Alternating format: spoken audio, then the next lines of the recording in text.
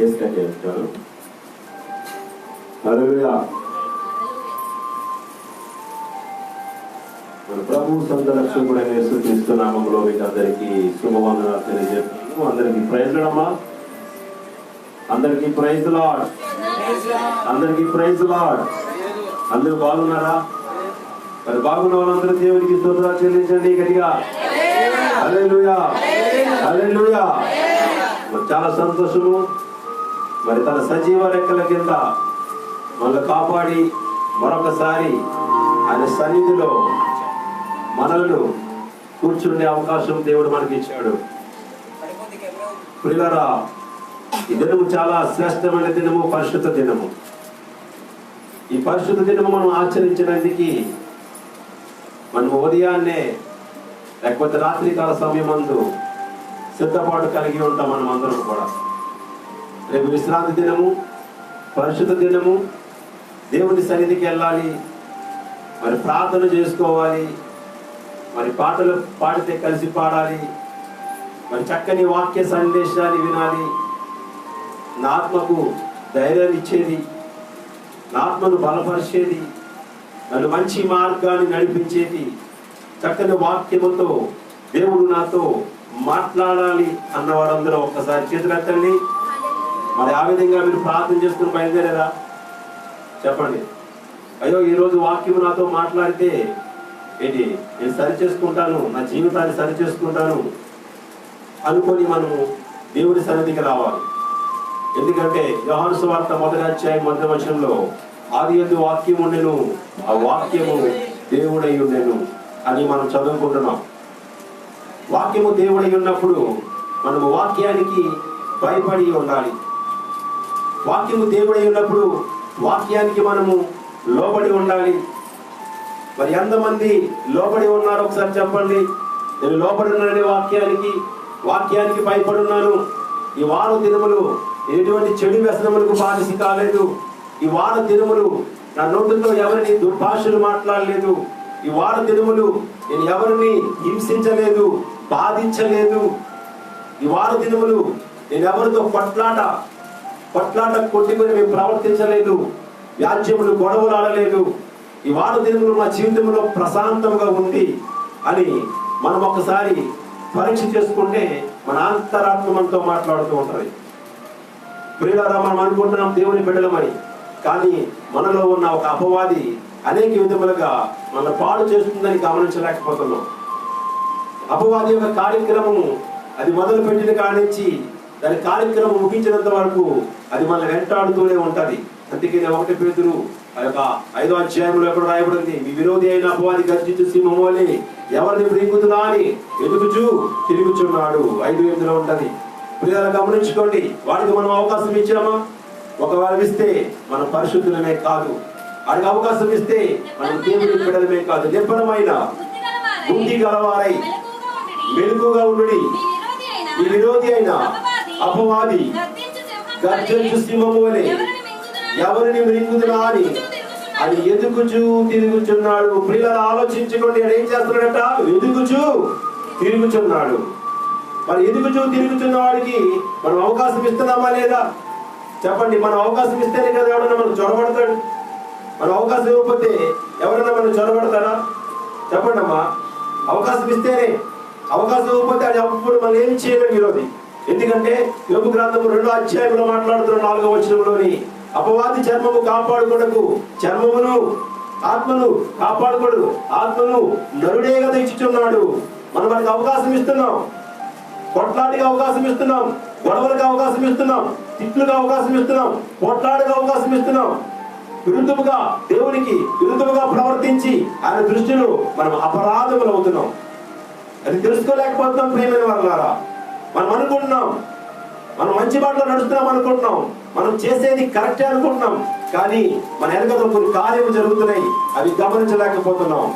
అందుకనే ఈ ఉదయకాల సమయంలో చదువుకున్న కీర్తనలో 3వ వచనం ఒకసారి నేను చదివి వినిపిస్తాను.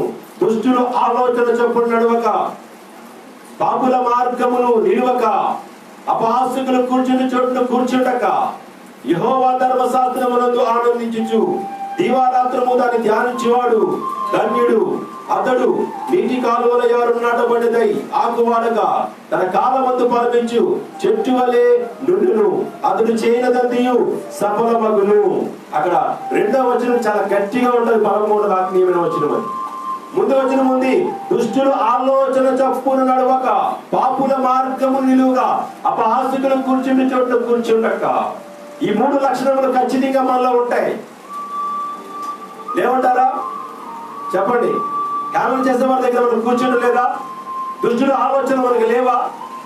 దుష్టుడు మాట్లాడుతున్నాడు, సాధారణ మాట్లాడుతున్నాడు, గర్జించు సింహం వలె ఎదుగుచూ తిరుగుచున్నాడని. ఆయనకు అవకాశం ఇస్తేనే కదా. ఆయనకు అవకాశం ఇవ్వబట్టే ఇంటిలో అల్లర్లు ఉంటాయి, గొడవలు ఉంటాయి, కొట్లాట్లు ఉంటాయి, పోట్లాట్లు ఉంటాయి. ఈ మధ్యకాలంలో మీరు చూసే ఉంటారు, పేపర్లో న్యూస్లో చాలా ఎక్కువ వార్తలు వస్తున్నాయి, చనిపోయే వార్తలు. పిల్లలు చంపేస్తారు. 7 నెలల పాప, 7 రోజుల పాపను కూడా చంపేశారు. 7 రోజుల పాప. చాలా ఘోరంగా చెప్పారు ఆ పాపని. ఎందుకు? దుష్టుల ఆలోచన.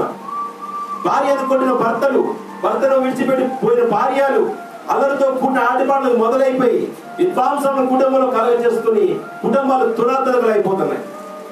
జీవితాన్ని సరిచేసుకునే విధానం మానవుల్లో రావట్లేదు. ఎన్నో వాక్యాలు చదువుతున్నాము, ఎన్నో పరిశుద్ధమైన ప్రార్థన చేస్తున్నాము, ఎన్నో మందిరాలు తిరుగుతున్నాము. అయినా మానవుడి యొక్క నైతిక నిజము మానుకోలేకపోతున్నాడు. మానవుడు నైతికమైన ఆలోచనలు పోగొట్టుకోలేకపోతున్నాడు. దుష్టుల ఆలోచనే వాళ్ళలో చొరబడుతుంది, కానీ మంచి ఆలోచన కలిగి జీవించలేకపోతున్నాడు. ప్రియులారా, పరిశుద్ధమైన దేవుడు మనతో మాట్లాడుతున్నాడు. ఏంటంటే, నేను పరిశుద్ధుని కనుక మీరును పరిశుద్ధులు కండి. ఎందుకంటే మనం పరిశుద్ధులు కాలేదని ఖచ్చితంగా ఆ లేఖనంలో తెలియజేయబడుతుంది. నేను ఒక్కనే పరిశుద్ధుని, మీరెవరు పరిశుద్ధులు కారు, కానీ పరిశుద్ధులు కండి అంటే ప్రయత్నం చేయండి అని. ఏం చేస్తున్నాం? మన ప్రయత్నం ఏ విషయంలో మనం ప్రయత్నం చేస్తున్నాం? ఒకసారి పరీక్షించుకుందామా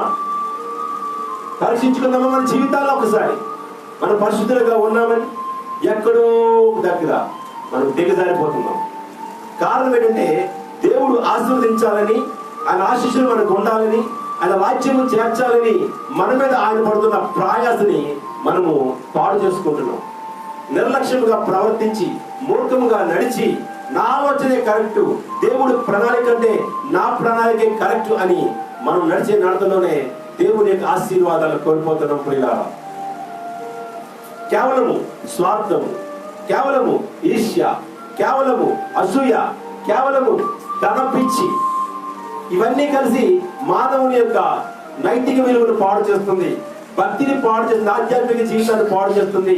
సమాజంలో నీకు తేవలసిన గుర్తింపును తేలేకపోవడం కారణం అంటే ఇవి అంతా నీ దగ్గర తాగి ఉన్నాయి కాబట్టి. పిల్లరా, ఎందుకంటే మనం దుష్టుడు ఆలోచన చెప్పని ఎక్కువ ఉంటాం కాబట్టి. అందుకనే ఈ దినం మనం చెప్పుకోబోయే అంశం ఏంటంటే, మనము పరిశుద్ధంగా జీవించాలంటే ఏం చేయాలట? చెప్పండి. ఏం చేయాలి? పరిశుద్ధంగా జీవించాలంటే, పరిశుద్ధంగా ఉండాలంటే ఏం చేయాలి? నేర్చుకుంటున్నామా మనము పరిశుద్ధంగా ఉండడానికి? ఎప్పుడన్నా ప్రయాసపడుతున్నామా? ప్రయత్నం చేస్తున్నామా? అని ప్రభు అన్నాడు, నేను పరిశుద్ధుని కనుక మీరును పరిశుద్ధులు కండి. 1 పేతురు 1వ అధ్యాయము 14వ వచనం ఉంటుంది అన్నమాట.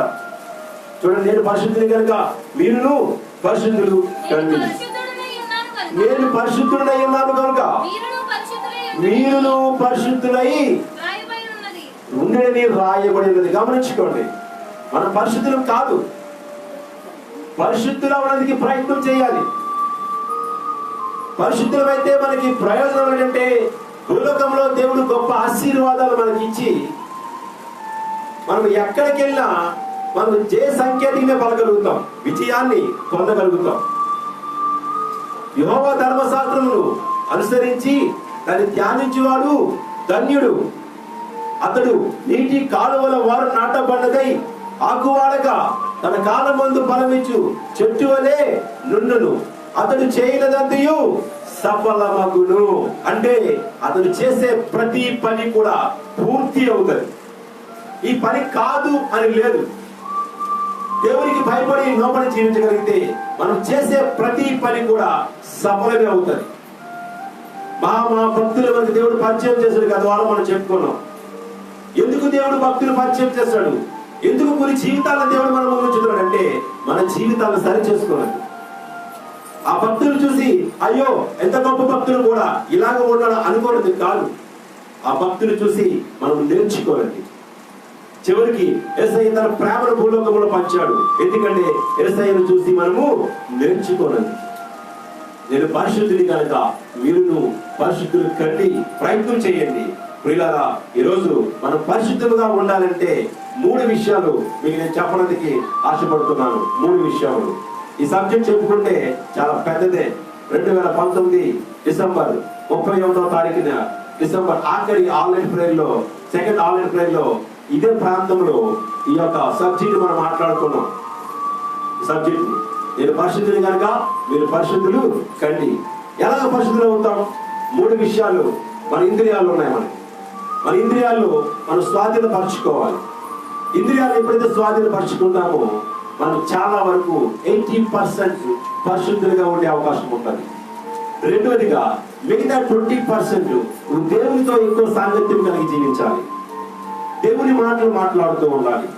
దేవుని ప్రేమను ఇతరులకు చూపిస్తూ ఉండాలి. దేవుని ఎలాగ జీవించమన్నాడో, ఎలాగ బ్రతకమన్నాడో అలాగే బ్రతకాలి. అప్పుడే నువ్వు పరిశుద్ధుడుగా దేవుని దృష్టిలో ఎంచబడతావు. అప్పుడే నువ్వు చేసే ప్రతి పని కూడా సఫలం అవుతుంది.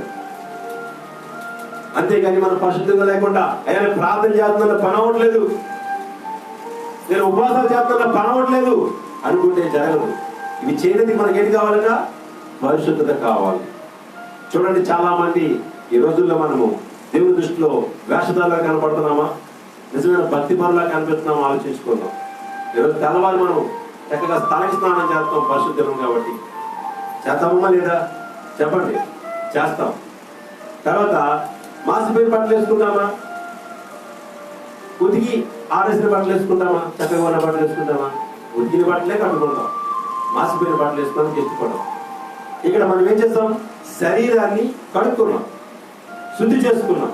మన దగ్గర దుర్వాసన రాకుండా శుద్ధి చేసుకున్నాం. రెండవదిగా మన బట్ట మంచిగా కనిపించాలి, ఎదురు వారికి అందంగా కనిపించాలి అనుకొని చక్కని వస్త్రాలు కూడా మనం ధరించాం. కానీ దేవుడు దాంతో పాటు ఇంకొకటి మనం అడుగుతాడు తెలుసా? మన హృదయం పరిశుద్ధంగా ఉండాలి. నువ్వు చక్కని బట్టలు వేసుకున్నా, చక్కగా తలకి స్నానం చేసినా, నీ హృదయము పరిశుద్ధముగా శుభ్రముగా లేకపోతే అది వ్యర్థం. అందుకని మన హృదయం శుభ్రంగా ఉండదు కనుక, మన హృదయంలో అనేకమైన ఆలోచనలు ఉంటాయి కనుక మనము దేవుని సన్నిధికి ఎందుకు వస్తాం తెలుసా అండి? మన పాపాన్ని వాక్యముతో కడుక్కోనండి. హల్లెలూయా. మనం చేసిన అపరాధమును వాక్యముతో కడగనండి. వాక్యముతో మనం కడగబడాలి.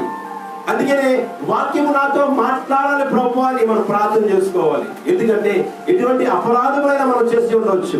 చేయలేని వాళ్ళు ఎవరు ఉండరు, ప్రతి ఒక్కరూ చేస్తారు. కానీ అపరాధములు కడుక్కునే అవకాశం దేవుడు మనకి ఇచ్చాడు. పాపం స్త్రీ దగ్గరికి అందరూ పరిగెట్టి కొట్టడానికి వెళ్ళారు. ప్రభు దగ్గర మాట్లాడుతుంది, అమ్మా ఇది ఎవరు కొట్టలేదంటే, ఎవరు కొట్టలేదయ్యా అంటే, నేను కూడా కొట్టను, కానీ ఇక మీద నువ్వు పాపము చేయకు.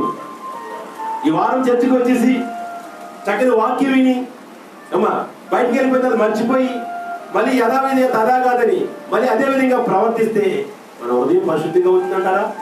అవదు, అవకాశమే లేదు. వాక్యం వింటున్నాం, వారం వింటున్నాం అంటే కనీసం వారంలో విన్న వాక్యాన్ని కనీసం 5 రోజులు మొదటిగా ప్రయత్నం చేయండి.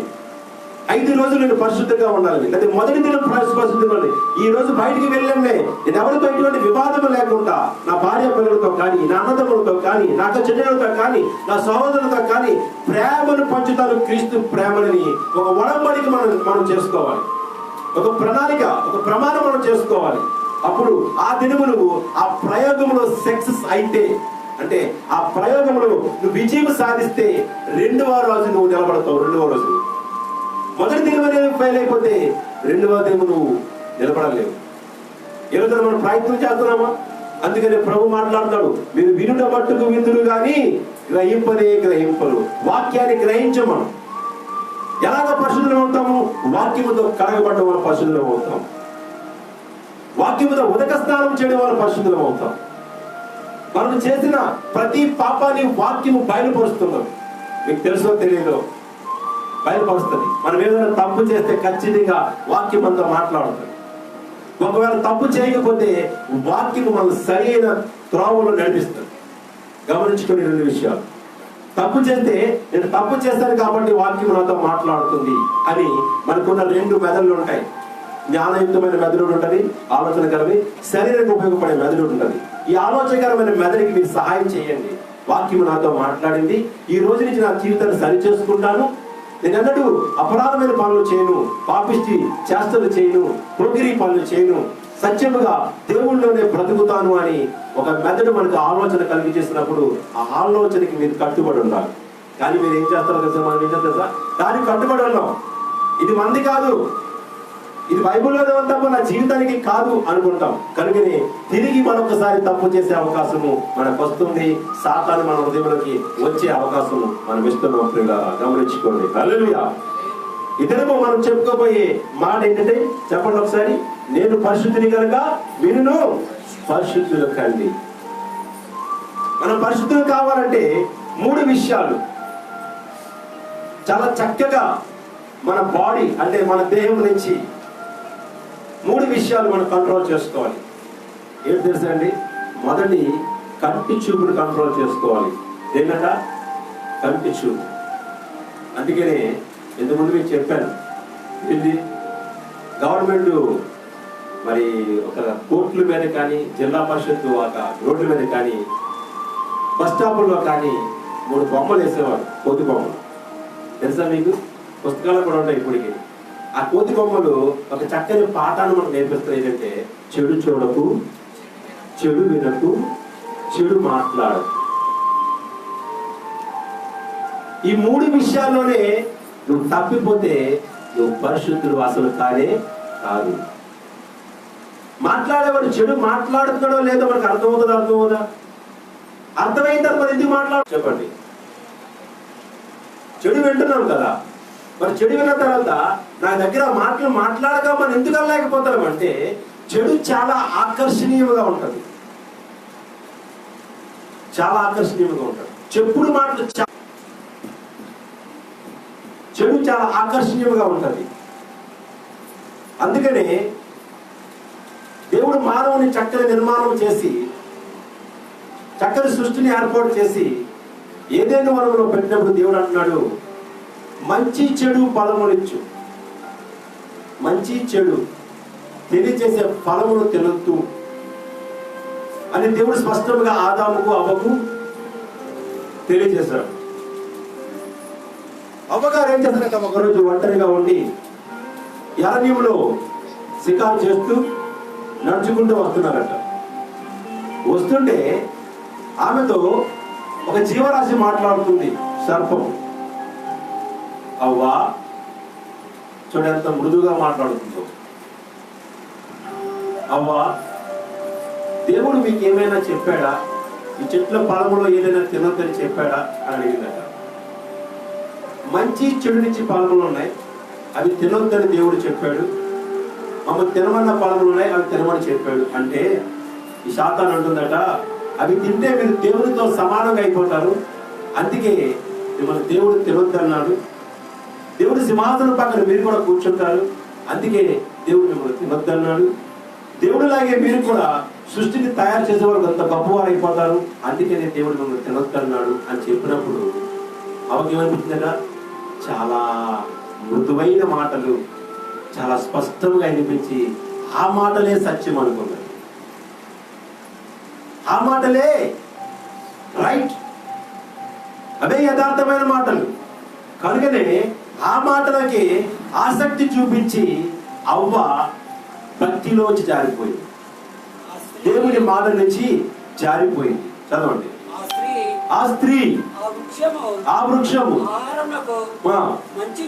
మంచిదియు కన్నులకు అందమైనది వివేకమునిచ్చు రమ్యమైనది ఉండుట చూచి ఆమె దాని ఫలములలో కొన్ని తీసుకొని తిని తనతో పాటు తన భర్తకును ఇచ్చాడు. నీ చెప్పను కూడా. అప్పుడు దేవుడు వచ్చి మాట్లాడుతున్నాడు, ఏమని? ఆదాం అని పిలిస్తే ఆదామట ఎక్కడ చెట్ల మధ్యన పొదల్లో దాగున్నాడు. దేవుడైన యెహోవా ఆదామును పిలిచి నీవు ఎక్కడ ఉన్నావని అడిగాడు. అందుకు అతడు నేను తోటలో నీ స్వరము వినినప్పుడు దిగంబరుగా ఉండును గనుక భయపడి దాక్కుంటున్నాను. చూడండి, ఈరోజు దేవుని వాక్యం మనకి వినబడుతున్నప్పుడు ఖచ్చితంగా మనము చేసిన పాపాలు మనకి జ్ఞాపకం వస్తాయి. దేవుని స్వరము వినండి. ఆదాము ఏమన్నట? దాగున్నాను, నేను దిగంబరుడే తెలిసిపోయింది నాకు, నేను పాపము చేశాను. ఏడి పాపం చేశాను? నా భార్య మాటలు విన్నా. నువ్వే కదా నాకు ఇచ్చావు జతగా, ఆ భార్య మాటలు విన్నాను. నీకు జ్ఞానం లేదా? జీవవాయువు నీకు నేను నీ ఎముకలోంచి తీసాను కదా ఆమె నుంచి నిన్ను తయారు చేయలేదే అని అడిగిన సమాధానం ఆయన దగ్గర ఉండదు. సాకులు చెప్పుకున్నాడు. ఈ అవ్వ నన్ను మోసం చేసింది, అవ్వ చెప్పిన మాటలు విన్నాను. చెప్పుడు మాటలు వినబట్టే ఏమైందట? ఏదేని వనంలోంచి బయటికి వచ్చేసారు. దయచేసి చెప్పుడు మాటలు వినకండి ఎవరైనా సరే. అందుకని చెడు వినకు, చెడు చూడకు, చెడు మాట్లాడకు. 3 విషయాలు జాగ్రత్తగా మనం కంట్రోల్ చేసుకోవాలి. మొదటిగా దినము చెడు చూడకు మాట్లాడుకుందాం. ఎందుకంటే ఎక్కువ పాపాన్ని కళ్ళే చూస్తుంటాయి. మొదటిగా మన కళ్ళుకి కేంద్రీకృతమైన మన కళ్ళుకి పాపం ముందుగా కనిపిస్తుంటారు. కొన్ని వార్తలు కనిపిస్తుంటాయి, కొన్ని చెడ్డ పనులు కనిపిస్తుంటాయి, కొన్ని క్రియలు కనిపిస్తుంటాయి. మనం ఏం చేయాలి? ఇంకా చూడాలా? మానేయాలా? మానేయాలి. చెడుని కంట్రోల్ చేసుకోవాలి. లేవి కాండము 11వ అధ్యాయము 44వ వచనంలో కూడా అదే మాట ఉంది. నేను పరిశుద్ధుని కనుక మీరు పరిశుద్ధుల కన్నని యెహోవా మాట్లాడుతున్నాడు. 1 పేతురు 1:14లో అదే మాట ఉంది. లేవి కాండము 19:2లో కూడా అదే మాట ఉంది. లేవి కాండము 25:43వ వచనం ఒక్కసారి చదవండి. నీ దేవుడైన యెహోవానకు నేను పరిశుద్ధుడనై ఉన్నాను. మీలో ప్రతివాడు తన తల్లికి తన తండ్రికి భయపడవలెను.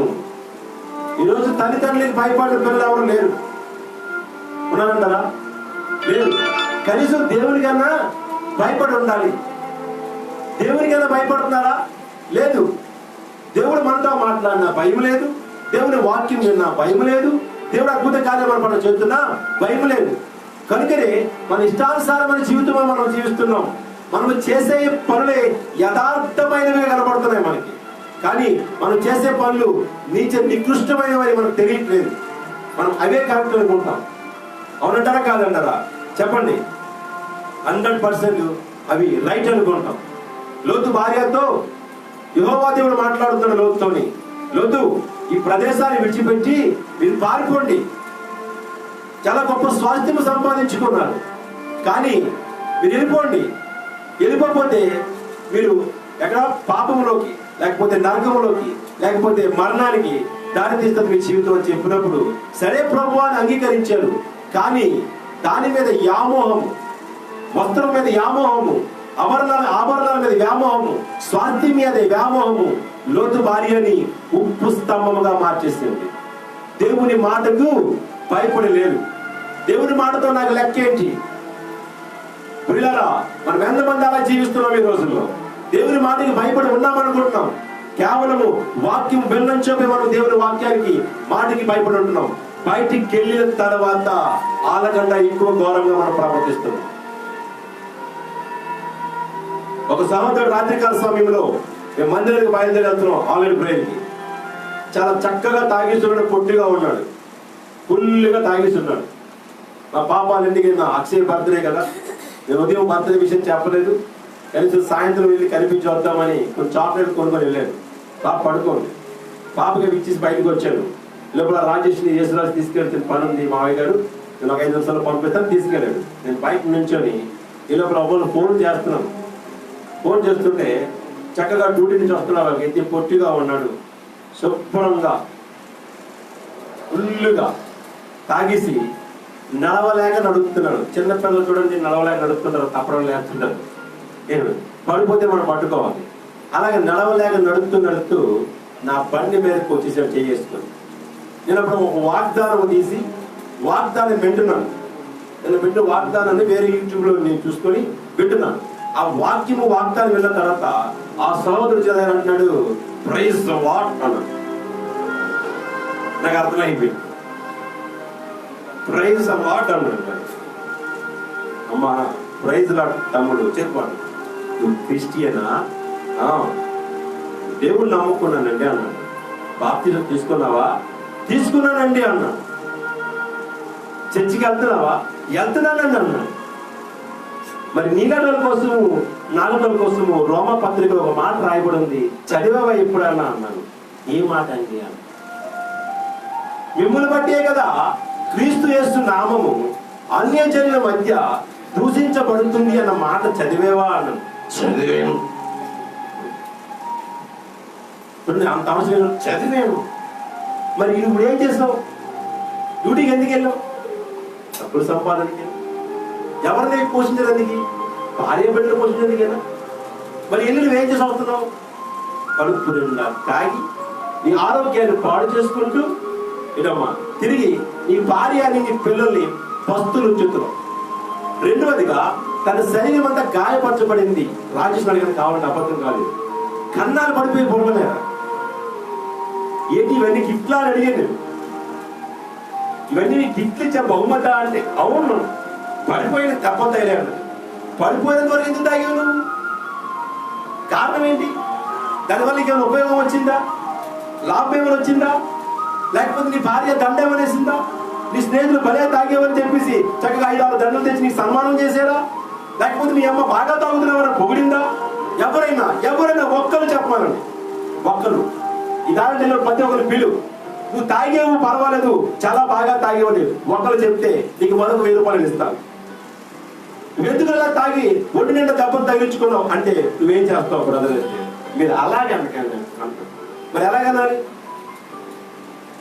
వాక్యం చెప్తుందే, వాక్యం మాట్లాడుతుందే, మరి ఎలా మాట్లాడాలి? నువ్వు బాగా తాగని నేను చెప్పాలా? చెప్పు. ప్రభు నీకు బాగా తాగమని చెప్పాడా? నేను పరిశుద్ధిని కనుక మీరు పరిశుద్ధిని కండి అని చెప్పాడు.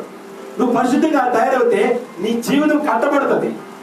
నీ భార్య సుఖంగా ఉంటుంది, నీ పిల్లలు సుఖంగా ఉంటారు, నువ్వు సంపాదిస్తావు, ఇల్లు కట్టుకుంటావు, ఆభరణాలు కొనుక్కుంటావు, వస్త్రాలు కొనుక్కుంటావు, చక్కని సుఖ జీవితంలో ఉంటావు. దేవుని ఎందుకు భయభక్తులు కలిగి ఉంటే. ఇప్పుడు నీకు దేవుని ఎందుకు భయభక్తులు లేవు, తల్లిదండ్రుల మీద భయభక్తులు లేవు, కనీసం నీ జీవితం మీద నీకే భయం లేదు. సహోదరులారా, ప్రియులారా, ఈరోజు చాలా మంది క్రైస్తవులు నేను చూస్తున్నాను. ఏంటి దుర ఆలోచనలు, దురుద్దేశములు, దేనికి బానిసత్వం? దేవుడైన యెహోవా నీకు సెలవిస్తున్నాడు, చక్కగా ఆయన సిలువలో కార్చబడిన రక్తంతో పరిశుద్ధమైన బాప్తిజం తీస్తున్నాం కదా, అది మర్చిపోయావా? అయ్యో నేను క్రైస్తవుడని ఎవరన్నా ఒక మాటని అడిగితే నీ ప్రశ్నకి సమాధానం ఏంటి చెప్పండి? చెప్పగలమా? నువ్వు చర్చికి వెళ్తున్నావంటే ఏదో ఇంత ముందు స్టీఫెన్ పౌల్ గారి ప్రసంగం విన్నాను. క్రిస్మస్ వస్తే ఇంటి మీద స్టార్ ఉంటుందంటే ఇంట్లో బార్ ఉంటుందంట. క్రైస్తవులు చాలా మంది ఇంటి మీద స్టారు. నిజంగా తాగుబోతులు ఎంత చక్కగా అమర్చుతారు స్టార్, మనం అమర్చుకోలేమండి. నిజంగా ఏంటంటే పండగ వస్తుందంటే ఇంకా చుట్టూ తాగాలని ఆనందం అనమాట. అన్ని కొనేస్తారు, అవి ఇవి డబ్బుల కోసం ఆలోచించరు, ప్రతిదీ కొనేస్తారు. ఇంటి నిండా లైటింగ్ పెడతారు, ఇంటి స్టార్ పెడతారు, సాయంత్రం బాటిల్ పక్కన పెట్టి నాకు పెట్టు నేను తింటాను తాగుతాను అంటాడు. అందుకని పౌలు స్టీఫెన్ పౌల్ అన్నాడు, ఇంటి మీద స్టారు, ఇంట్లో బారు. భార్యకి సుఖం ఉండదు, పిల్లలకి సుఖం ఉండదు. చక్కగా ఆ 4 రూపాయలు ఖర్చు పెట్టుకుని కాదు తాగి బదులు ఏమైనా తెచ్చి పెట్టవచ్చు కదా పిల్లలకి, అది దాచుకోవచ్చు కదా, నీకు జబ్బు వచ్చిన పనికి వస్తాయి. అచ్చే తాగేసి పడిపోయి రోడ్లను దొండేసి నన్ను పట్టించుకొని రావాలి మరి పిల్లలు నాకేం చేసావు నువ్వు అని మళ్ళీ ఇంకోటి అంటాం. దేనికి? సమాజంలో నీకు గౌరవం ఉందా? తాగిన గౌరవం ఉండదండి. చక్కగా సబ్సిడీ ఉన్న దగ్గర ఆల్రెడీ 2 చెప్పుకోవడానికి 3 ఉండిపోయి మన దగ్గర. ఏంటి చెప్పండి? తిండిపోతూ, నిద్రపోతూ, తాగుపోతూ, తిరిగిపోతూ, సోమరిపోతూ, ఇంకా 3 ఉండిపోయి. ఆ 3 చెప్పుకుందాం, అందరూ వచ్చినప్పుడు చెప్పుకుందాం. ఈరోజు చాలా మంది క్రైస్తవులుగా బ్రతుకుతున్నారు కానీ తాగులకు బానిసలు అయిపోతున్నారు. చాలా మంది క్రైస్తవులుగా బ్రతుకుతున్నారు కానీ వ్యభిచారాలకు బానిసలు అయిపోతున్నారు. కనబడట్లేదు. ఇది దేవునికి తెలుసు. నీకు నాకు దాపరికం ఉంది కానీ దేవుని దగ్గర మనం ఏది దాయలేవు. దాయగలిగాడా చెప్పండి? ఆదాము దాయగలిగాడా? అవ్వ దాయగలిగిందా? కయ్యను దాయగలిగాడా? దావీదు దాయగలిగాడా? చెప్పండి. సంసోను దాయగలిగాడా? దాయలేము మనం దేవుడి దగ్గర. ఒక్కసారి మొత్తేడా తిరిగి లేవలేము మనం. ప్రియులారా, 50 కీర్తన గ్రంథం 50 అధ్యాయంలో ఉంటది చూడండి. చీల్చి వేస్తానన్నాడు దేవుడు.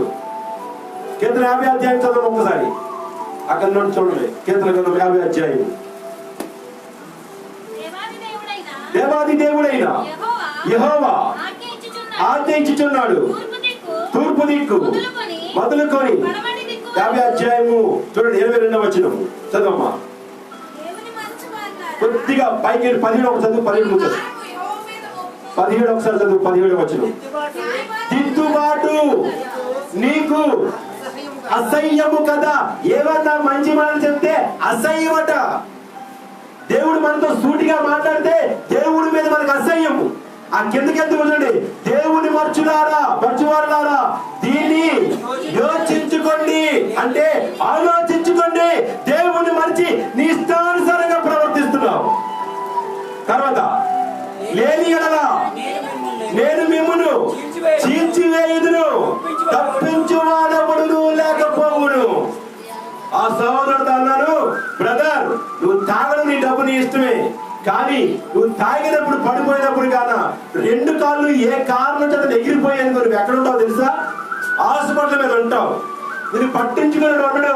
అయ్యో ఇది తాగి నా కాళ్ళు బాగొట్టుకొని ఏడుస్తావు. ఆ రోజు నేను తాగకపోతే బాగుందని ఏడుస్తావు. కనుక దేవుని బిడ్డ నీకు చెప్తా, ఆలోచించు. నీ జీవితాన్ని సరి చేసుకో. ఈ రోజు మరొకసారి తాగి నీ జీవితాన్ని నాశనం చేసుకోక. నీ కాళ్ళు పోయినా, నీ శరీర అవయవాలు పాడైపోయినా, నీ భార్య పిల్లలు దిక్కుమాలలో అయిపోతా. వాళ్ళ పరిస్థితిని ఆలోచించావా? నేను నమ్ముకొని కట్టుకొని వచ్చిన భార్య గురించి ఎవరైనా ఆలోచించావా? కడుపు నిండా తిండెట్టావా? చక్కగా సుఖ సంసారం చేసావా? చక్కగా నువ్వు ఆ పారికి ఈ పారికి తెప్పగలిగావా? కనీసం దేవుళ్ళ నమ్మగలుగుతున్నావా? నీవే నడవు. అడే తాగితే మనం తీసుకెళ్ళి ఒక పౌడర్ తీసుకెళ్ళి భార్య కూడా ఇవ్వచ్చు కదా అని అడిగేది. తీసుకెళ్ళి భార్యకి ఎందుకు తాగకూడదు? నువ్వు తాగితే తాగకూడదా? రాసుందా తాగకూడదని? ఆడవాళ్ళు మద్యపానం చేయకూడదు రాసుందా? ఎక్కడ లేదే. ఆడవాళ్ళు సిగరెట్ కాకూడదు రాసుందా? లేదు. ఎక్కడ చెప్పడా? బైబిల్ గ్రంథంలో ఉంది. ఎవరూ మద్యపానం సేవించకూడదు, ఆడవాళ్ళు తాగకూడదని కూడా రాసింది. మనో భార్యతో దేవుడు మాట్లాడుతున్నాడు. మద్యములైనను ద్రాక్ష రసమైనను సేవించకూడదు, మత్తురాలై ఉండకూడదు. నువ్వు ఒకవేళ ఉంటే నీకు సంతానము కలగదు. హల్లెలూయా. సంసోనుకి సంసోను గురించి యాత్ర పడినప్పుడు సంతానం బాధపడ్డప్పుడు మనోహ భార్య ఏడుస్తున్నప్పుడు మనోహతో దేవుడు దర్శించి మాట్లాడు. నీవు కానీ నీ భార్య కానీ మద్యపానములను ద్రాక్షరసములను సేవించకూడదు, మత్తుడై ఉండకూడదు. మత్తుడై ఉంటే నీకు పిల్లలు పుట్టరు. ఒకటే మాట ఎండేమన్నాడు? మార్చుకోవడం తన జీవితాన్ని. చక్కని కుమారుని ఇచ్చాడు. ఆ కుమారుడు సరి చేసుకున్నాడా? బాబు దారిలోనే పడుతున్నాడు. ఆ బాబు తాగితే నేను తాగుతాను. అందరు లేరు. తల్లి తండ్రులు తండ్రి కొడుకు తాగిలో చెప్పండి. నేను చాలా మంది చూశాను. అన్నదమ్ములు కలిసి తాగిలో చూశాను. చరిత్రం తెలుసు. సిగ్గానే ఉండాలి మనకి తాగుతున్నాం అంటే. అసలు వెళ్ళి తండ్రి చెడిపోతే తండ్రికి చెప్పాలి, కొడుకు చెడిపోతే కొడుకు చెప్పాలి. తండ్రి కొడుకు కలిసి తాగడండి దరిద్రం కాకపోతే జీవితం. మన జీవితం పాడైపోతే కొడుకు భయం చెప్పాలి. తండ్రి కొడుకు కోటకి తాగరా అంటే అది ఏం చేస్తాడు? 2 కోటలు తాగుతాడు. భార్య పిల్లలు పంపుతాడు. బాగా తండ్రా అంటాడు. ఇది కరెక్ట్ అంటారా? కారణం ఏంటంటే మనము చెడు చూస్తున్నాము, చెడు వింటున్నాము, చెడు మాట్లాడుతున్నాము. కాబట్టి మనలో ఉన్న పరిశుద్ధత బయటికి నిలబడలేక బయటికి పారిపోతాం. దేవుడు పరిశుద్ధంగా వాక్యాలను విని నువ్వు సరి చేసుకొని జీవితాన్ని కట్టుకో. చక్కని గూడు కడుతుంది. కాగితం చూసారు ఎప్పుడన్నా? పక్షులు చూడండి ఒకసారి. కాకులు చూడండి. వెతికి పొలం తెచ్చుకొని చక్కని గూడు కడతాయి పిల్లల కోసం. చక్కగా గుడ్లు పోతుంటాయి. మక్కాకి ఏం చేస్తారు తెలుసండి? ఆడదానికి బాధిస్తుంది, మగదానికి బాధిస్తుంది. పక్షులకున్న గొప్ప జ్ఞానం ఏమిటంటే మగ జాతికి చెందిన ప్రతి పక్షి ఆడపక్షి పెట్టిన గుడ్లు మీద కూర్చొని పొరుగుతారు బాధ్యతగా. మగ పక్షి ఉంటే మిగతా జీవరాశులకి భయం ఉంటుంది. తెలిసిపోతాడు. మగడ ఆడతాయి, సర్పాలు అవుతున్నాయి, పొడుచుకొని తినేదని చూస్తున్నాయి గుడ్లు, కానీ మగలు ఉంటాయి, భయపడుతాయి. మగాడిగా బ్రతుకుతున్న మన బ్రతుకులో ఎంతమంది చెడిపోయి జీవిస్తున్నారు. దురాలవాడు బానిసలు అయిపోయి, కుటుంబాలు పునాదులు అయిపోయినా సరే ఇంకా మన బుద్ధి మార్చుకోక, మన స్వభావం మార్చుకోక మన జీవితాలు నాశనం చేసుకున్నామని మనం అర్థం చేసుకోలేకపోతున్నాం. ఏమమ్మా? కనుక చెడు చూడకు, చెడు వినకు, చెడు మాట్లాడకు.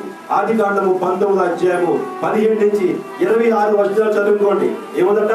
లోతు భార్య చెప్పాడు దేవుడు, వెనక తిరిగి నువ్వు చూడక నీ జీవితంలో ఒక్కసారి నువ్వు బాప్తిజం తీసుకున్నావా, వెనక తిరిగి నువ్వు చూడక ముందుకు ఆ దూతలు వారిని వెలుపలికి తీసుకొని వచ్చి తరువాత ఆయన నీ ప్రాణము దక్కించుకున్నట్లు పారిపోము. కొద్ది సౌండ్ తగ్గించము తమ్ముడు, బ్యాక్గ్రౌండ్ మ్యూజిక్. నువ్వు వెనుకకు చూడకు. ఈ మైదానంలో వెనక చూస్తే ఏమవుతుందట చెప్పండి?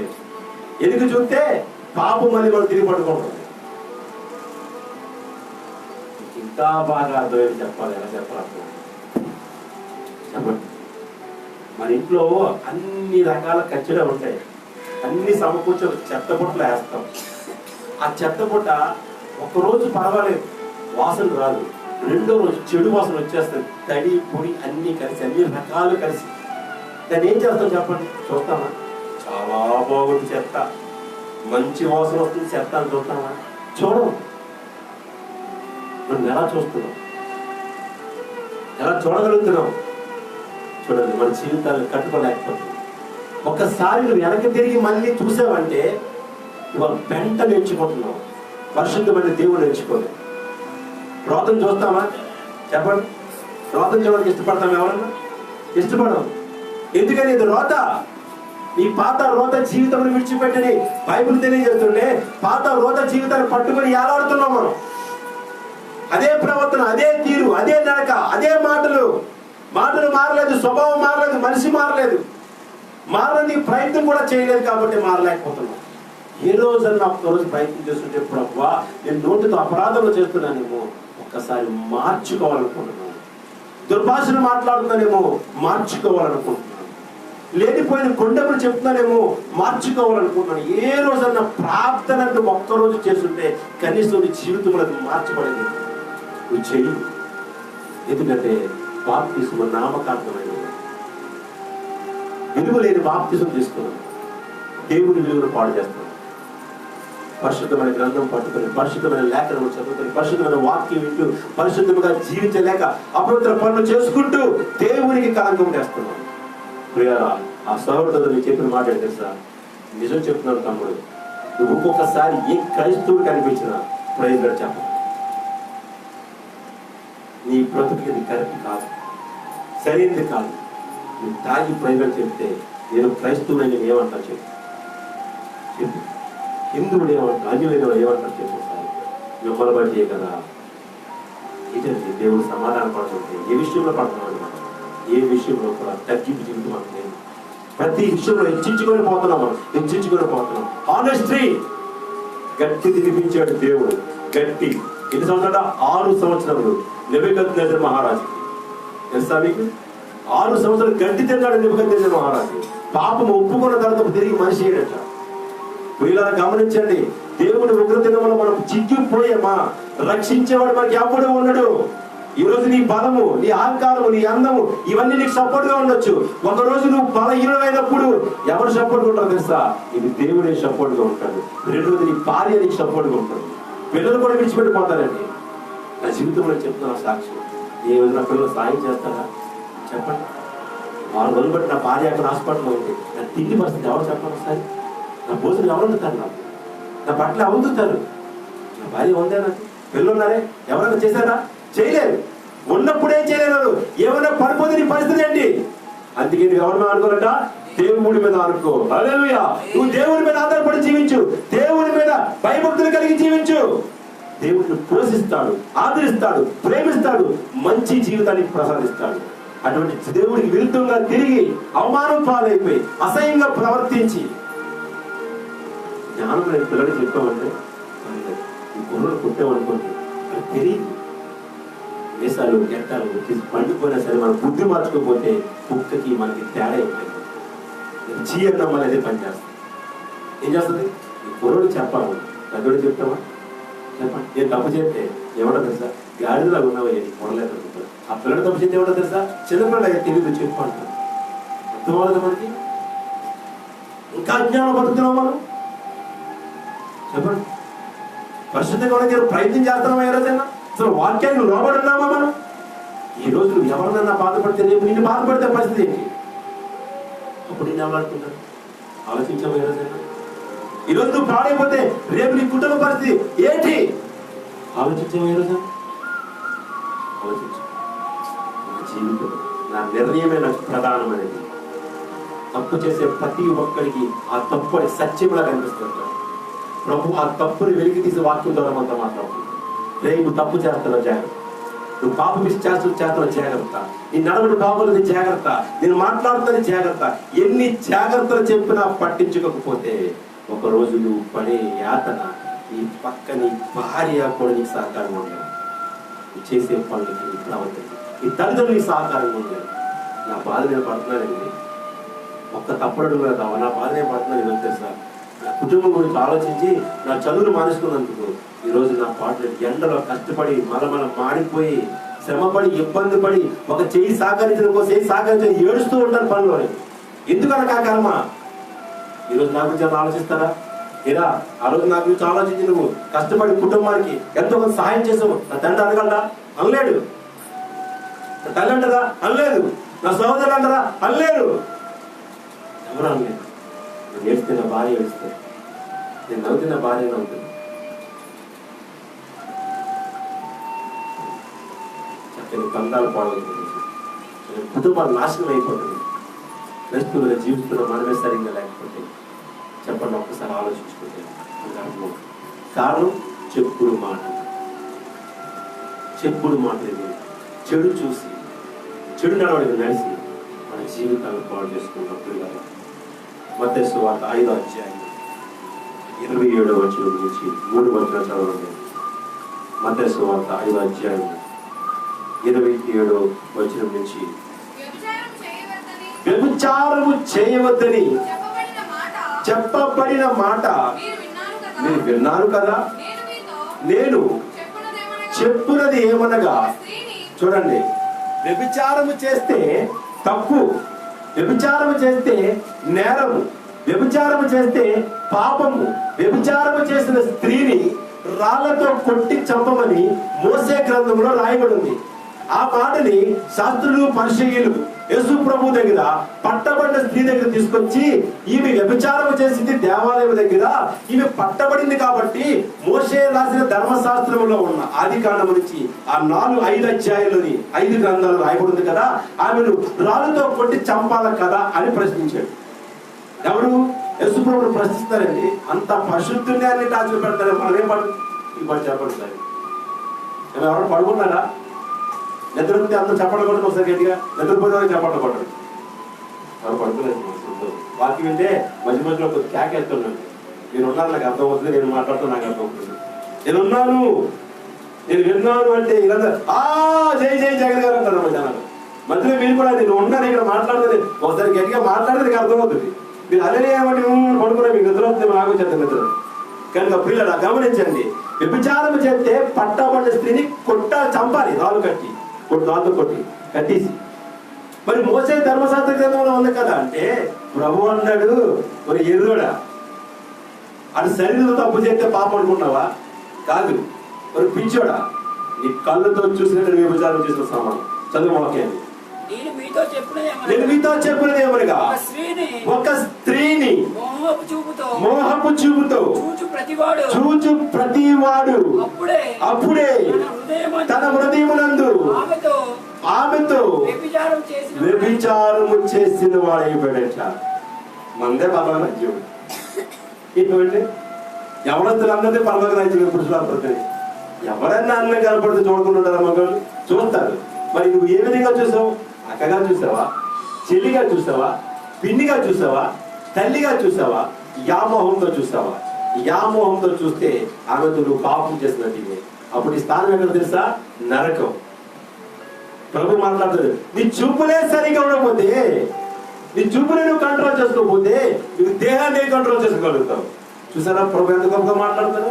చూడండి, మన కంటి చూపు మారిపోవాలి. అవతల వ్యక్తి చూసినప్పుడు ఆమె నా సహోదరి, ఆమె నా తల్లి, ఆమె నా చెల్లి, ఆమె నా బంధువు అని చూడాలా. కానీ పాపపు ఆలోచనతో నువ్వు చూసావా, వ్యభిచారము చేసిన వాడితో సమానము. నీకు దేవుని రాజ్యంలో హక్కు లేదు, స్థలము లేదు, స్వతంత్రము లేదు, స్వేచ్ఛ లేదు. ఎక్కడ ఉంటావు? నరకానికి పోతామని ప్రభు మాట్లాడుతున్నారు. ప్రియులారా గమనించుకోండి. వాక్యం అందరూ వింటున్నాం కదా, మరి ఎందుకు అలా చూస్తుంటారు? చాలా మంది ఎర్రి చూపులు చూస్తుంటారు. మాకు మరి పాపం చేశాడే కాదా? పిచ్చి పిచ్చి మాటలు వింటుంటారు. పాపం చేశాడు కాదా? చెప్పండి. లేనిపోయిన మాటలు చెబుతుంటారు. పాపం చేశాడు కాదా? ఇవన్నీ అవే మనకు తెలియట్లేదు. మన ఇంద్రియాలు మనం పాడు చేస్తున్నాయి. మనలో ఉన్న పరిశుద్ధులు బయటికి తోసి పారేస్తున్నాయి. మనమే వాక్యాన్ని తీసుకొచ్చి ఇందులో దాచుకోవాలి, పాపాన్ని బయటికి తోసేయాలి. పాపాన్ని ఇందులో దాచుకున్నాము, వాక్యాన్ని బయటికి తోసేస్తున్నాం. ఒక కాకి కథ మీరు విన్నారా? చిన్నప్పుడు ఏమన్నా చెప్పండి. పాట ఉంది, కథ ఉంది. 2 ముక్కలు మీకు చెప్తాను. కాకి కాకి కడవల కాకి. ఏమా పాట వచ్చా? పాట ఇది వచ్చా రాదా? చెప్పండి. ఆ కాకి రాయి తీసుకొచ్చి ఏం చేసిందట? ఎక్కడ కొండలో పోసింది? నీళ్ళు కోసం. ఏమా చక్కని పాటలు ఉన్నాయి. చిన్నప్పుడు ఏమన్నా చదువుకున్న పాటలు ఉన్నాయి. అవి కూడా మనం జ్ఞాపకంలో పాపం చేసినాం. అయ్యో పాపాన్ని వాక్యంతో లేదు, వాక్యం నింపుకొని పాపాన్ని పారేయాలనుకోవట్లేదు. పాపం వాక్యాన్ని పారేసి పాపాన్ని నింపుకుంటున్నాం. అవునరా కాదా? పాపం అంటే పాపమే కాదా? చెప్పండి. పాపం కూడా పాపమే. మరి వాక్యం ఏం చేసింది? నిన్ను తగ్గించుకోమని చెప్పింది కదా. మరి వాక్యం ఏం చేసావు? వాక్యాన్ని పారేసావు, పాపాన్ని హృదయంలో దాచుకో. కొండ చెప్తారు పాపం. నిమ్మకెత్తారు మహారాజు, కొండ చెప్తారు 3 వ్యక్తులు. ఈ 3 మాట్లాడలేదు. ప్రభావ నీ రాజు వైపు అసలు బయలుదేరికి రెచ్చగొట్టేశాడు. రెచ్చగొడితే కోసం వచ్చేసింది. వాళ్ళకి ఎవరు ఆడగలరు? వాళ్ళు 3 తీసుకొచ్చి కట్టి అగ్నిగొండ పడిచింది. పడిచింది ఎక్కడ? అగ్నిగొండలో 4 గంటలు కూర్చున్నాడు. కొండ చెప్పుడు ఏమయ్యాడు? అర్థమైపోయాడు. చరిత్రలో మిగలవుతుంది. చూసారా ఎంత గొప్ప అద్భుతమైన పాఠాలు మనం నేర్చుకుని ఏం తెలుసా? మన జీవితాలు మార్చబడాలండి. మార్చకపోతే ఎందుకు వ్యర్థము? ఇన్ని వాక్యాలు వినా సరే, ఒక వాక్యం చాలు మన జీవితాలు కట్టబడినది. రాత్రి చెప్పిన ప్రసంగంలో ఒక్క వాక్యము, ఒక్క మాట పేతురు జీవితాన్ని మార్చేసింది, ఒక్క మాట సమరస్త్రీ జీవితాన్ని మార్చేసింది, ఒక్క మాట శారీరక విధానాల జీవితం మార్చేసింది. మనం ఇన్ని వాక్యాలు విన్నా ఇంకా మనకు మార్పు లేదే. పేరుకు క్రైస్తవులు చేసేవన్నీ పోకిరీ చేస్తాం, చేసేవన్నీ ఎదవపనులు, తాగుడికి మద్యానికి బానిసు, ఇంట్లో కొట్లాట్లు, విద్వాంసాలు, రెచ్చగొట్టాలు, పారిపోవడాలు, ఏది పనులు. దేనికి బాప్తీసం తీసుకొని దేవుడు అవమానపరుస్తున్నాము? గలతీ పత్రికలో మాట ఉన్నది చక్కగా. బాహాటముగా మనం దేవుడు శిల్లాసి. ఈరోజు ఆ రోజు తెలుసు తెలియక శిష్యులు పక్కన దేవుని అప్పచెప్పారు. కానీ ఈరోజు ప్రతి క్షణము ప్రతి సమయం ముందు ప్రభువుని మనం అప్పచెప్పేస్తున్నాం శిలువకి. గమనించుకొని పోయారు. అద్భుతమైన భక్తులు చిన్నప్పటి నుంచి కూడా దైవికంగా ఎదుగుతున్న వాళ్ళు ఒకరోజు మహారాజు అయి కూర్చున్నాడు. దైవికంలో ఉన్న చెప్పు ఎలాగొండేవాడట? లీలమైపోయేవాడు దేవుడు. ఒకరోజు ఆ భక్తుని దేవుడు ఏం చేశాడు? రాజుగా నియమించేశాడు. సౌలు ఆ రాజ్యానికి కరెక్ట్ కాదు. ఆ రాజ్యానికి కరెక్ట్ అయిన సూపర్ పర్సన్ ఎవరు తెలుసా? దావీదు. ఆ దావీదును అభిషేకించి రాజుగా కూర్చోబెట్టాడు. నాతాను ప్రవక్త చెప్పినప్పుడు సమూయేలు అభిషేకం ఇచ్చి ఆ దావీదుని రాజుగా చేసినప్పుడు రాజుకి ఏంటంట 10,000, సౌలు రాజుకి 10,000, దావీదు మహారాజుకి 1,00,000 మంది జయమని పలికితే సౌలు రాజు కక్ష కట్టేసాడు దావీదు మీద. ఎంటబడ్డ మొదలుపెట్టాడు. చనిపోయిన ఆలోచించి చిన్న పొగడత. దావీదు రాజు అయిపోయిన దాంట్లో బుద్ధి మారిందా? చెప్పండి. ఎంత బాగోవాలి? అయ్యో సామాన్యమైన నీచమైన స్థితిలో నేను రాజునయ్యాను కదా. ఈ రోజు నా ప్రజలు దేవుడు మార్చాడు కదా. నేను రాజుగా అవుతాను ఏ రోజు నేను ఊహించుకోలేదే. నాకు ఇంత పేరు అవుతాను ఏ రోజు ఊహించుకోలేదే. అటువంటి ఇంత పేరు తెచ్చుకున్న నన్ను నేను ఎలాగ బ్రతకాలి అని ఆలోచించుకుంటా యుద్ధం అవుతుంటే ఏం చేశాడట? మేడ మీద ప్రచారాలు చేస్తాడు, ప్రచారాలు కొడుతున్నాడట. ఎందుకు? యుద్ధం అవుతుంది, యుద్ధ సూడిగా ఉండాలి, రాజుని ముందు నడిపించాలి. ఈరోజు కుటుంబ పస్తులు ఉంటే నువ్వు మందు సభలో కనబడుతుంటావు, కుటుంబం ఏడుస్తుంటే నువ్వు ఎక్కడో తిరిగి వస్తూ ఏడుస్తుంటావు. నీ భార్య తిన్నది, నీ పిల్లలు తిన్నది ఏ రోజున ఆలోచించావా నువ్వు? మరి దావీదు మహారాజుకి నీకు కూడా తేడా ఏంటి? వాక్యం నువ్వు ఏ విధంగా లోపడగలిగావు? ఎంతమంది లేరు కుటుంబం గురించి ఆలోచించకుండా వాళ్ళ సుఖాన్ని కోరుకున్నవారు. వాళ్ళ తిండి వాళ్ళకి ప్రాధాన్యము, వాళ్ళ సుఖం వాళ్ళకి ప్రాధాన్యము, వాళ్ళ జీవితం వాళ్ళకి ప్రాధాన్యం. అయ్యో నాకు ఒక భార్య ఉంది, నాకు ఒక పిల్లలు ఉన్నారు, వాళ్ళకి ఏమైనా తీసుకెళ్ళాలని ఆలోచన ఉందా? ఏమనుకోకపోతే ఒక మాట చెప్తాను. నాతో పాటు ఒక సహోదరుడు బిహార్ నుండి పనిచేసేవాడు, పికే సింగ్ అని పేరు. ఆయన డ్యూటీకి వచ్చిన కానించి వెళ్ళిపోయినంత వరకు కుటుంబం మీద బాధ్యత లేదు. డ్యూటీకి వచ్చేవాడు, ఏదో చక్కగా కొనుక్కొని తెచ్చుకొని తీసేవాడు, మళ్ళీ ఇంటికి వచ్చేవాడు. ఆ కోరమంట గేటు దగ్గర దిగి 20 రూపాయలు పకోడీ బజ్జీలు కొనుక్కొని తింటూ పోయేవాడు. తన భార్య తిన్నానికి తన పిల్లల కన్నా ఆలోచించేవాడు కాదు. ఒకరోజు ఏమైంది తెలుసండి, తల ఎత్తుకునే పరిస్థితి వచ్చిందారు. చెప్పుతే సిగ్గు చెప్పు. ఆ భార్య కాపురం చేస్తుందా? భర్తతో ఉంటుందా? పిల్లలు పట్టించుకోక, భార్యను పట్టించుకోక, తిండి కొంచెం పట్టి దేనికి మగడు ఉండి పోయింది. కంపెనీలో పనిచేయలేక పారిపోయాడు. ఎందుకు? తలెత్తుకునే పరిస్థితి. నీ భార్య నిన్ను వదిలిపోయిందంటే నువ్వు ఎంత అవమానకరంగా జీవించో ఒకసారి ఆలోచించు. అప్పటికి చెప్పాను సహోదరా, రే ఈ ప్రవర్తన బాగోలేదు, నువ్వు పిల్లల గురించి ఆలోచించు, ఈ భార్య గురించి ఆలోచించు. వివాహం చేసుకున్న దేనికి? వాళ్ళకి తిండి పెట్టుకోవడం ఇష్టం, జీవించడానికి. ఇప్పుడు ఏం చేస్తాడు? తలెత్తుకోలేక ఎక్కడో బీహార్లో ఉండలేడు, విశాఖపట్నంలో ఉండలేడు, అటు ఇటు మధ్యన బెంగాల్లో ఏడుతాడు, పనిచేస్తున్న వంట అయిపోతున్నాడు. మాట్లాడగలదు ఎవడన్నాడు? లేదా నీ భార్య అయితే అడిగితే సమాధానం ఏంటి? నీ పిల్ల అడిగితే సమాధానం ఏంటి? పెంచడానికి పారిపోయారా? చూడడానికి పారిపోయారా? సిగ్గు కాదు జీవితానికి? చెప్పండి. దావీదు మహారాజు తల దించేస్తున్నాడు. అంటే సిగ్గుపడే పని చేశాడు దేవుని దృష్టిలో. ఏం చేశాడట? నీచమైన పని చేశాడు దేవుని దృష్టిలో. ఒక స్త్రీ స్నానం చేస్తుంటే, తన దగ్గర పని చేస్తున్న ఒక వర్కర్ యొక్క భార్య స్నానం చేస్తుంటే ఆ మేడ మీద ఒంగోలు చూడాల్సిన అవసరం దావీదుకు ఉందా? రాజుగా ఉన్నవాడు, పురుషుడిగా ఉన్నవాడు, నీ లక్ష్యం ఏంటి? ఈ గురేంటి? యుద్ధస్తుడిగా నువ్వు ముందుండు, ఈ సైన్యాన్ని నడిపించు, అప్పుడు నువ్వు రాజు అవుతావు. యుద్ధస్తుడిగా మగడుగా నువ్వు ఉండు, నీ కుటుంబాన్ని నడిపించు, అప్పుడు నువ్వు మగడుగా జీవించగలుగుతావు. వెంటనే రాజు గారు పతనం అయిపోవడం మొదలు పెట్టాడు దావీదు మహారాజు గారు.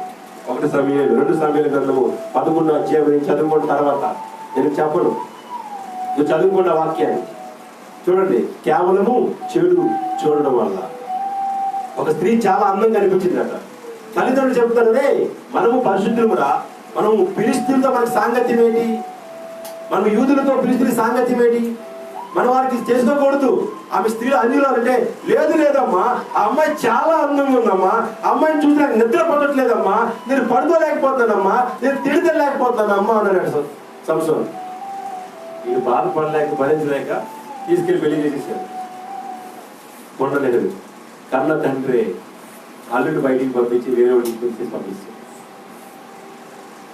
అంత అందగతం చేసుకున్న సుఖం ఉందా? చెప్పండి. పోనీ జీవితం మారిందా? తన బతుకు మార్చుకున్నాడా? లేదు.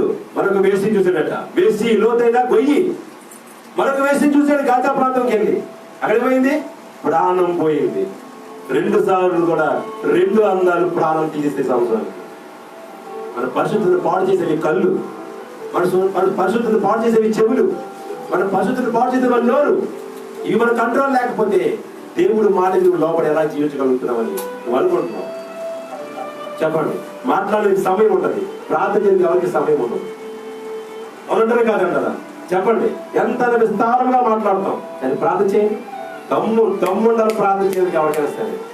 దేవుడి ఛాలెంజ్ ఎవరికి? పేతురు, యోహాను, యాకోబుకి, మెలుగు కొట్టి ప్రార్థన చేయగల సోదరులు పడుకోకుండా అంటే మేము పడుకుంటాము, మా ఆత్మ సిద్ధమైన శరీరం బలహీనం, పడు యాత్ర సార్లు దేనికి ప్రార్థన చేస్తున్నావు? దేవుడితో మాట్లాడుతున్నావు. ప్రార్థన అంటే ఎవరితో మాట్లాడుతున్నావు? దేవుడితో. నీ బాధను దేవుడికి తెలియజేస్తున్నావు ప్రార్థన అంటే. నరులు కాదు. నరులు నమ్ముడి కంటే యెహోవాను ఆశ్రయించుట మేలు. ఆ దేవుడితో మాట్లాడే గొప్ప యోగ్యత దగ్గర పోగొట్టుకున్నాం, తెలుసుకోలేకపోతున్నాం. నరులతో విస్తారంగా మాట్లాడుతున్నాం. ఏమంటే సమయం లేదు మన దగ్గర. బ్రతుకు దారి తప్పిందా, సమయం ఎత్తుకునే దగ్గరికి వస్తాం. అప్పుడు వెళ్దామన్నా నీ కాళ్ళు చేతులు పని చేయకపోవచ్చు, నీ నోరు పని చేయకపోవచ్చు, నీ శరీరం పని చేయకపోవచ్చు. రేపు పొద్దున్న నాలాగా మీరు ఏడ్చే పరిస్థితి తెచ్చుకోకుండా దయచేసి కాళ్ళు చేతులు ఉన్నప్పుడు శుభ్రంగా దేవుని సేవ చేస్తుంటే ఈరోజు స్పష్టంగా ఉండేవాళ్ళము. నా అవయవాలు బాగుండేవేమో, పోగొట్టుకున్నారో తెలియలేదు దేవుని విలువ. పోగొట్టుకున్న నేను ఒక బాధ, ఒక మీ సోదరుడిగా చెప్తే ఆలకించండి. దయచేసి దేవునికి విరుద్ధంగా ఎవరు ప్రవర్తించకండి. విరుద్ధముగా కీడు సంభవించిన తర్వాత కీడు కోసం ప్రార్థన చేస్తే దేవుడు తొలగిస్తున్నాడు.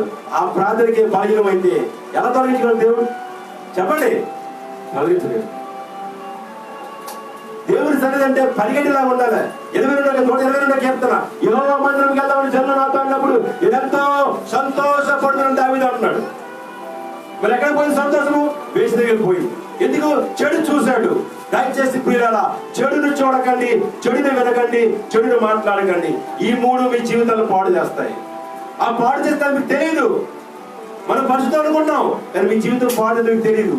ఒక రోజు వస్తే చూసావా, మూల్యము చెల్లించక తప్పదు. దావీదుకు వచ్చేసింది ప్రళయం. బతిమాలుతున్నాడు. చక్కని కుమార్తె పుట్టింది, చచ్చిపోయింది. ప్రార్థన చేస్తున్నాడు, మొరపెడుతున్నాడు. పాపాన్ని ఒప్పుకోవట్లేదు. ఒప్పుకొని ప్రార్థన కావాలి దేవుడికి. పాపాన్ని ఒప్పుకోవట్లేదు. ఈ రోజు నువ్వు నేను ఏ కారణంగా పాపం చేస్తూ ఉంటే, ఎవరైనా బాధించి ఉంటే, ఎవరైనా హింసించి ఉంటే, ఎవరైనా బాధ పెట్టి ఉంటే ప్రభు సన్నిధికి వచ్చేవాళ్ళు కాబట్టి ఒప్పుకో ప్రభువా, ఇక మీద నా పాపం చేయకూడదని. ఒక మీద ఎప్పుడు ఈ అపరాధం చేయకూడదని, ఇక మీద ఎప్పుడు దుర్భాషలు నేను మాట్లాడకూడదని, ఇక మీద ఎప్పుడు నేను కొండములు చెప్పకూడదని ఈ పాపాన్ని ఒప్పుకొని తెలుసు వచ్చి ప్రభు దగ్గర తగ్గింపు చూసి తెచ్చుకుంటే ప్రభువు రక్షిస్తాడు. ప్రియులారా, చెప్పడం కూడా దేవుని మహిమపరచండి.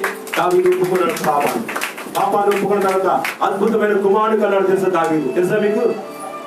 చెప్పండి. అద్భుతమైన కుమారుడు సొలొమోను రాజు, జ్ఞానవంతుడైన కుమారుడుగా దేవుడు మనం సరిచాడు. అద్భుతమైన బహుమానం. పాపంతో కన్నవాడు చచ్చిపోయింది. పాపంతో కన్నవాడు, పాపం ఒప్పుకున్న కన్నవాడు బ్రతికి బట్ట కట్టి చక్కని దేవాలయము, ప్రపంచంలో అద్భుతమైన దేవాలయం నిర్మించాడు సొలొమోను మహారాజు. ప్రియులారా, ఇవన్నీ కారణం ఏంటంటే మనకి తెలియకుండానే మన శరీరం పాపాలు చేస్తుందని వాక్యం ద్వారా దేవుడు మనకి బయటపరుస్తున్నాడు. మన శరీరం పాపం చేయాలనుకున్నామా? చేస్తుంది. కంటి చూపుతో చేస్తుంది, నోటి మాటతో చేస్తుంది, చెడు విన్నములో చేస్తుంది. చేయలేదా? ప్రభు మన పరిశుద్ధి ఏమవుతుంది? బయటికి పోతుంది. అందుకనే ప్రభు రోమా పత్రికలో మాట్లాడి తెలుసా? జ్ఞానం ఇచ్చిన మాట తెలుసా? పౌలు గారి మాట తెలుసా? మిమ్మల్ని బట్టి కదా క్రీస్తు యేసు నామము దూషించబడుతుంది. ఒకటి, వినడం వలన విశ్వాసము కలుగును. అది క్రీస్తు యేసు మాటను గురించి మాత్రమే. దేవుడి మాట వింటే విశ్వాసం బలపరచబడుతుంది. దేవుని మాట వింటే నీకు మంచి దారి దొరుకుతుంది. దేవుని మాట వింటే నీకు మంచి భవిష్యత్తు ఏర్పడుతుంది. దేవుని మాట వింటే నీ కుటుంబం కట్టబడుతుంది. దేవుని మాట వింటే నువ్వు ఆశీర్వదించబడతావు. దేవుని మాట వింటే నీ కుటుంబంలో ఏ లోటు రాదు. నిండైన సమృద్ధి జీవితాన్ని దేవుడు నీకు దయచేస్తాడు. దేవుని మాట వింటే ఇల్లుతో పాటు నీకు పరలోక రాజ్యానికి ఒక ఇల్లు కడుతున్నాడు దేవుడు. ఇహలోక రాజ్యం ఇల్లు కట్టుకుని ఎంతో ప్రయాసపడుతున్నావు. సహోదరి గృహం కట్టడానికి ప్రార్థన చేస్తుంది, మీరు మందిరం కట్టడానికి ప్రార్థన చేస్తున్నారు, అనేక మంది గృహం కావాలని ప్రార్థన చేస్తారు. పరలోక దాన్ని ఏమంటే తెలుసా? పరలోక రాజ్యములో మన కొరకు ఇల్లు నిర్మించడానికి ప్రభు ముందుగా వెళ్ళిపోతున్నాం. గమనించామా? ఏ రోజైనా ఆలోచించామా? మనం పరిశుద్ధంగా ఉంటే మనకు ఒక చక్కని గృహ నిర్మాణం చేస్తున్నారు దేవుడు పరలోక రాజ్యంలో. ఎంత అద్భుతమైన ఆశ్చర్యకరమైన మాట ఉండేది. ఆలోచించామా? ఏ రోజైనా ఎవరొక రాజ్యములు ఇల్లు కూలిపోతాయి, పరలోక రాజ్యములు ఇల్లు కూలదు. యుగ యుగములు కూడా దేవునితోనే ఉంటారు. కేవలము మనం బ్రతికే బ్రతుకులో 70 లేక 80 సంవత్సరాల కీర్తనకాలు మాట్లాడతారు. నేనైతే చెప్పగలను ఎంతవరకు ఉన్నాం? 60 గ్యారంటీ. 60కి ఎగిరిపోతాం. నేను కూడా 60కి ఎగిరిపోతాం ఉన్నాం. చాలా మంది ఈరోజు భయంకరమైన వ్యాధులు చాలా మంది వచ్చిపోయారు. అందులో మనం లేవంటే కారణం వచ్చేస్తా ప్రభువుకి అవసరమై ఉన్నామని. ప్రభు మనం క్షమించాలంటే ఏంటి తెలుసా? ఇంకా మనం దేవుడికి కావాలని. అంతేగాని నేను బతికిసి బట్ట కట్టి అనుకోకండి. దయచేసి నువ్వు బట్ట కట్టేవంటే ప్రభు కావాలని అర్థం చేసుకో. కట్టబడ్డ గాడులు అక్కడ 2 ఎందుకు తెలుసా? ప్రభు కావాలని. ఈరోజు నేను ప్రభు కావాలి. పిల్లల కళ్ళ వచ్చండి, ప్రార్థన చేసుకుని మనం ముగించుకుందాం. మహాపరిషత్తుడు గొప్ప దేవుడు నాయన, అద్భుతమైన మాటలు, ఆశ్చర్యకరమైన మాటలు నాయన, మా జీవితాన్ని కట్టే మాటలు, మా కుటుంబాన్ని బాగుపరుచుకునే మాటలు ప్రభువా తండ్రి, ఇదిగో నీ రాజ్యానికి వచ్చే మాటలు ఎంత చక్కగా పరిశుద్ధ గ్రంథములోనైనా రాయబడి లిఖించబడి మా కోసమే దాయబడి ఉన్నాయా నాయన తండ్రి. అవి విని కూడా ప్రభువా మా జీవితాలు మారట్లేదంటే, అవి విని కూడా నాయన తండ్రి మా జీవితాలు కట్టబడట్లేదంటే, ఆ వాక్యాలు విని కూడా ప్రభువా తండ్రి మా జీవితంలో మా కుటుంబంలో సమాధానం లేదంటే ప్రభువా ఎంత దౌర్భాగ్యమయ్యా మేము. యెరూషలేము కుమార్తెలారా, నా కోసం ఏడవకండి, మీకోసం మీ బిడ్డల కోసం ఏడవన్న మాట కూడా మా కోసమే మాట్లాడావు నాయన. ఆయనను మేము అర్థం చేసుకున్నాం ప్రభువా. మా సుఖము, మా తిండి, మా వాదనే, మా బాధ చూసుకున్నాం. కానీ నేను ఏ రోజు కూడా మమ్మల్ని ఎందుకు సుఖంగా ఉంచుతున్నావో, ఎందుకు మమ్మల్ని బ్రతికించి ఉంచావో, ఎందుకు మమ్మల్ని కాపాడుతున్నావో, ఎందుకు మాకు ఆరోగ్యం ఇస్తున్నావు, ఎందుకు మమ్మల్ని చక్కగా నడిచేవాళ్ళగా చేస్తున్నావు, ఎందుకు మాకు కంటి చూపునిచ్చావు, ఎందుకు వినికృతం ఇచ్చావు మేము గ్రహించలేకపోతున్నామయ్యా. నీకు సాధనంగా మేము కావాలని, ఈ వాక్యానికి లోబడి జీవించాలని, నీ రాజ్యానికి వారసులు కావాలని నువ్వు కోరుకుంటున్నావు ఆయన తండ్రి. సాతానుకు వారసులుగా బ్రతుకుతున్నామయ్యా, సాతానుకు వారసులుగా బ్రతుకుతున్నాం ప్రభువా. ఎందరో భార్యాభర్తలు వివాదములతో కొట్టబెట్టాడి విడిపోతున్నారు. ఎందరో తల్లిదండ్రులైనా గొడవలాడి విడిపోతున్నారు. ఎందరో మా పిల్లలు నాశనం అయిపోతున్నారు ప్రభు. కుటుంబాలు తునాదులు అయిపోతున్నాయి. దేవుని భయభక్తులైన ఈ వాక్యం విని కూడా, ఈ మాటలు విని కూడా ప్రభు తండ్రి మా జీవితాన్ని సరి చేసుకోకపోతే నాయన తదుపరి వచ్చే ఘోరమైన ప్రమాదాన్ని నైనా ఎదుర్కొనే శక్తి మా దగ్గర ఉండదు. మీరు హెచ్చరించలేదు, ఖాతరు చేయకుండా ప్రభు మీరు జీవిస్తేనైనా తదుపరి పరిణయం మేము ఏ విధంగా ఉంటుందో మాకు తెలియదు. ఇదిగోనైనా ప్రభు మమ్మల్ని అనుక్షణము క్షమిస్తున్నామంటే మా జీవితాల మార్పు కావాలని క్షమించండి ప్రభు. ఎంతవరకు మేము తప్పు చేస్తుంటే మీ తప్పును ఒప్పుకొని దయచేసి దేవుడి దగ్గర ప్రభు నా అపరాధముగా మాట్లాడాను ప్రభు, నా భార్య హింసించాను ప్రభు, నా పిల్లలు కొట్టాను ప్రభు, ఇరుగు పొరుగు వారితో గొడవలాడాను ప్రభు, నేను దుర్భాషలు మాట్లాడాను ప్రభు, నీకు వ్యతిరేకంగా తిరిగాను. దావీదులా ఒక్కసారి పాపాన్ని ఒప్పుకోండి, తప్పును ఒప్పుకోండి. దేవుడు క్షమించడానికి సిద్ధంగా ఉన్నాడు. ఒప్పుకోవడం నువ్వు సిద్ధంగా ఉంటే, ఒప్పుకోవడం సిద్ధంగా ఉంటే క్షమించినందుకు మన దేవుడు సిద్ధంగా ఉన్నాడు. మన దేవుడు సిద్ధంగా ఉన్నాడు. మరి ఎన్నడూ తిరిగి పాపము చేయకుండా మన దేవుడు సెలవిస్తున్నాడు ప్రభా. మరి ఎన్నడూ నా నోటితో కానీ ప్రభా, మరి ఎన్నడూ నా కంటితో కానీ ప్రభా, ఎన్నడూ నా చెవుతో కానీ ప్రభా తండ్రి అపరాధములు చేయనయ్యా, చెడు విన్నయ్యా, చెడు మాట్లాడినయ్యా, చెడు చూడనయ్యా ప్రభా. మీరు ఎలాగ జీవించమన్నారో అలాగే జీవించే ప్రయత్నంలో ఉంటానయ్యా. మీరు ఎలాగ బ్రతకమన్నారో అలాగే బ్రతికే ప్రయత్నంలో ఉంటానయ్యా. అయ్యా, అందులో వచ్చే గొప్ప ధన్యత, అందులో వచ్చే గొప్ప భాగ్యాన్ని నేను పొందుకోవడానికి ఆశపడుతున్నానయ్యా. మీ ఒప్పుకోలు ప్రార్థన చేసుకొని పిల్లలు దేవుడు క్షమించడానికి సిద్ధంగా ఉన్నాడు. ఎంతవరకు మనకు తెలియని అపరాధం ఎన్నో చేసి ఉండొచ్చు, ఎంతవరకు మనకు తెలియని పాపం ఎన్నో చేసి ఉండొచ్చు. మరి కొన్ని క్షణంలో మన ప్రభు వల్ల తీసుకున్న సిద్ధంగా ఉన్నాం. నువ్వు సమాధాన పడకపోతే, నీ భార్యతో నువ్వు సమాధానం పడకపోతే, నీ భర్తతో నువ్వు సమాధానం పడకపోతే, నీ తల్లిదండ్రులకు సమాధానం పడకపోతే, నీ సహోదరులతో సమాధానం పడకపోతే ప్రభు వల్ల పొందిన వ్యర్థమైపోతే పిల్లరా, ఆ పరిశుద్ధ రక్తమును మనం తీసుకుంటున్నాం, ఆ పరిశుద్ధ శరీరమును మనం సేవిస్తున్నాం కనుక ఒప్పుకోండి పాపాన్ని, ఒప్పుకోండి దయచేసి ఒప్పుకొని తీసుకోండి. మీరు ధన్యులుగా మీరు లిఖించబడతారు, ధన్యులుగా మీరు దేవుని చేత పిలువబడతారు. ఇలా క్షమించు, ఇటువంటి అపరాధం చేసుకుని క్షమించమని చక్కని వాక్యమానంతో నాతో మాట్లాడుతుంది. ఎవరి మీద కోపంలో క్షమించండి అయ్యా, నన్ను క్షమించండి ప్రభువా. ఇదిగో తండ్రి, నేను ప్రార్థనేమో బలమని దేవుడి నా సభమని బ్రతుకుతున్నానయ్యా. నేను అయ్యా నా కుటుంబాన్ని కూడా పట్టించుకోవట్లేదు ప్రభువా. నా కన్న కుమార్తె డెలివరీ అయిన ప్రభు చూడనందుకు కూడా వెళ్ళలేదు నాయన. ఒక్కసారి మాత్రమే వెళ్ళి వచ్చేసాను నాయన. నీతో నా జీవితం ముడిపడింది అయ్యా. నాకు బ్రతుకునిచ్చిన వాడు నీవే, నాకు జీవాన్నిచ్చిన వాడు నీవే ప్రభువా. తండ్రి, యోబు కంటే గొప్పవాడు మీకు కాదు కానీ ప్రభువా, యోబులాగా ఓర్చుకునే సహనంతో బ్రతికే బ్రతుకును మాకు దయచేయండి. ప్రతి విషయంలో మీరు మా కాపుదల నుంచి ఘనతకు మహిమకు మీరే పాత్రలు కమ్మని యేసు నామమున అడుగుచున్నాము తండ్రి.